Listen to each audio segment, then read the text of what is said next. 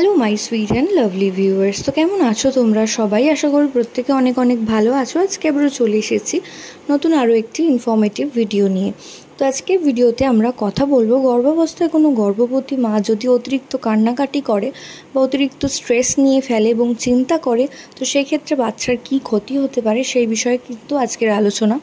অবশ্যই আলোচনা প্রথম থেকে আপনাদের সাথে থাকার অনুরোধ রইল, এবং সাথে থাকতে হলে অবশ্যই চ্যানেলটিকে ছোট্ট একটি সাবস্ক্রাইব করে পাশে থাকা বেল আইকনটিকে প্রেস করে রাখতে হবে।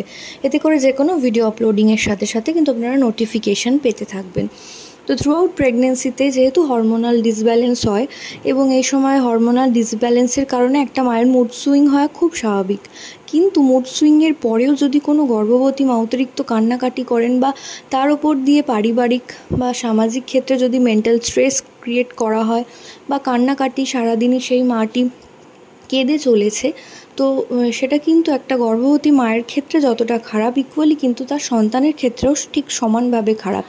এই সময় কিন্তু অতিরিক্ত কান্নাকাটি করলে এক ধরনের স্ট্রেস হরমোন আছে যেটা মায়ের শরীর থেকে নিঃসৃত হয়, এবং যেটা নিঃসৃত হওয়ার পর সেটা কিন্তু গর্ভবতী মায়ের থেকে তার শিশুর শরীরেও পৌঁছে যেতে পারে। এবং যেহেতু এই সময় মায়ের হাসি খুশি থাকা, কান্নাকাটি করা, খাওয়া দাওয়া সমস্ত কিছু একটা সন্তানের উপর প্রভাব বিস্তার করে, তো এই স্ট্রেস হরমোন যদি তার সন্তানের দেহে কোনোভাবে পৌঁছে যায়, তো পরবর্তী ক্ষেত্রে সেই শিশুটির মানসিক বিকাশে কিন্তু অনেকটা ঘাটতি পড়তে পারে, যার কারণে কিন্তু মানসিকভাবে বিকলাঙ্গ বা এখনকার দিনে যে অটিজম, এই ধরনের সমস্যা কিন্তু সৃষ্টি হতে পারে।